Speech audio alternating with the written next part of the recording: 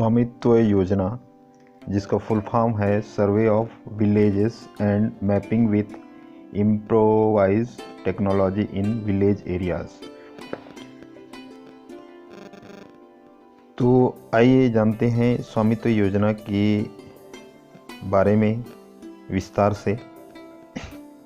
तो सबसे पहले स्वामित्व योजना क्या है? केंद्र शासन के द्वारा प्रारंभ की गई वह योजना है जिसके माध्यम से ग्रामीण लोगों को अपने घर का मालिकाना हक देना, उन्हें कानूनी दस्तावेज मुहैया कराना है। यह केंद्र सरकार के पंचायती राज मंत्रालय के द्वारा शुरू की गई योजना है। इस योजना की शुरुआत प्रधानमंत्री श्री नरेंद्र मोदी ने 11 अक्टूबर 2020 को 1 लाख लाभार्थियों को संपत्ति कार्ड वितरण कर किया। इसके प्रथम चरण में हरियाणा, कर्नाटक, मध्य प्रदेश, महाराष्ट्र, उत्तराखंड, उत्तर प्रदेश सहित पंजाब व राजस्थान के कुछ ग्रामों को शामिल किया गया है। इस योजना की घोषणा प्रधानमंत्री द्वारा 24 अप्रैल 2020 को पंचायती राज दिवस के दिन किया गया था। स्वामित्व योजना का नोडल मंत्रालय पंचायती राज मंत्रालय होगा। राज्यों में नोडल का कार्य राजस्व भूलेख विभाग करेगी। इस योजना को 4 साल में चरणबद्ध तरीके से लागू किया जाना है, जिसकी अवधि 2020 से 2024 तक होगी।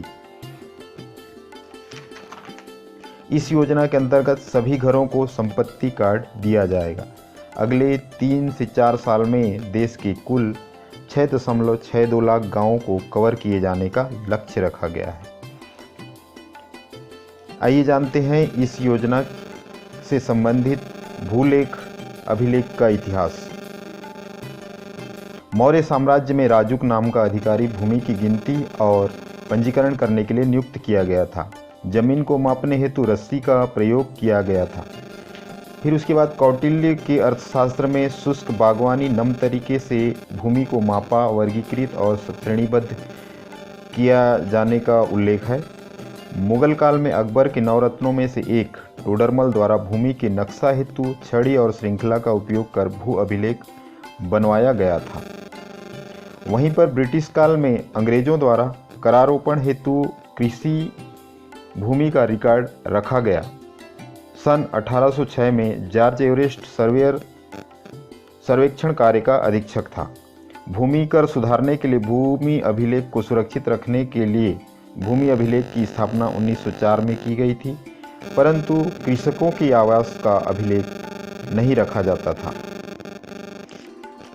आइए जानते हैं अब स्वामित्व योजना के उद्देश्य के बारे में।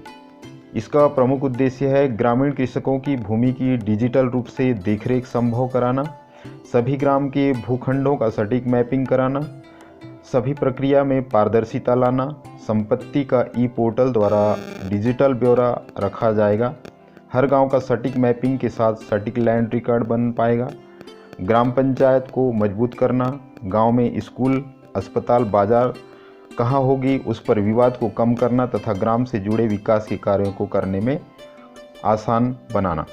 स्वामित्व योजना के लाभ।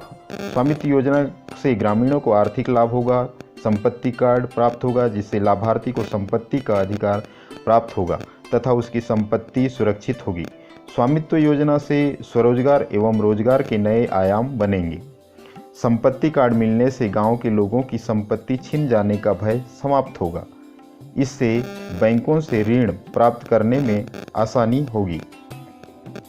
लंबे समय से चले आ रहे भू अधिकार संबंधित विवाद समाप्त होंगे।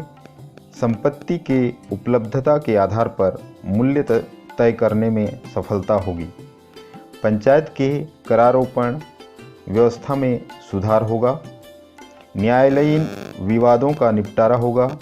ग्रामीण भारत में आर्थिक रूप से स्थिरता संभव होगा। पंचायत के विकास कार्यों हेतु कार्यक्रम बनाने में आसानी होगी, जिसके लिए विश्वसनीय भू अभिलेख प्राप्त होंगे। बनाए गए भू अभिलेखों का उपयोग शासकीय विभाग अपने कार्यक्रम में कर पाएंगे। मॉडर्न टेक्नोलॉजी के उपयोग से विश्वसनीय भू मानचित्र का निर्माण होगा। स्वामित्व योजना के अंतर्गत सारे कार्य ऑनलाइन होंगे, जिसमें भूमाफिया, फर्जीवाड़ा, दलाली, कमीशनखोरी तथा भूमि पर कब्जा करने जैसे कृत्यों पर अंकुश लगेगी। यह प्रक्रिया पूर्ण रूप से पारदर्शी होगा। हर रेवेन्यू ब्लॉक की सीमा तय होगी। आइए जानते हैं इसके कार्यप्रणाली के बारे में। स्वामित्व योजना के लिए उच्च तकनीकी ड्रोन का प्रयोग किया जाएगा। ग्राम की बसाहट एवं घरों का अभिलेख तैयार किया जाएगा। भूमि का सीमांकन ड्रोन सर्वे तकनीक द्वारा किया जाएगा। देश में लगभग 300 regular CORS continuously operating reference system station network की स्थापना होगी। सर्वे कार्य को निरीक्षण के लिए survey of India nodal agency होगी। ई पोर्टल के माध्यम से संपत्ति का मालिकाना हक सर्टिफिकेट प्रदान किया जाएगा। ग्राम की जमीन में आबादी का रिकॉर्ड संचय किया जाएगा। विवादित जमीन के लिए डिजिटल अरेंजमेंट या डिजिटल प्रबंधन का प्रावधान राजस्व विभाग द्वारा प्रारंभ किया गया है। संपत्ति कार्ड राज्य सरकार के द्वारा निर्मित किया जाएगा। इसके लिए ई ग्राम स्वराज के होम पेज में जाकर आवश्यक जानकारी भरकर सबमिट करना होगा। केंद्र शासन के द्वारा इसके लिए ई ग्राम स्वराज ऐप भी जारी किया गया है। अलग अलग राज्यों में संपत्ति कार्ड का नाम अलग अलग होगा, जैसे हरियाणा में टाइटल डीड, कर्नाटक में rural property ownership record, Maharashtra में सनद, उत्तराखंड में स्वामित्व अभिलेख और उत्तर प्रदेश में घरौनी। तो आपको यह वीडियो कैसा लगा हमें कमेंट के माध्यम से बताइए। हमारा वीडियो पसंद आया तो लाइक शेयर करें और हमारे चैनल को सब्सक्राइब करें। धन्यवाद।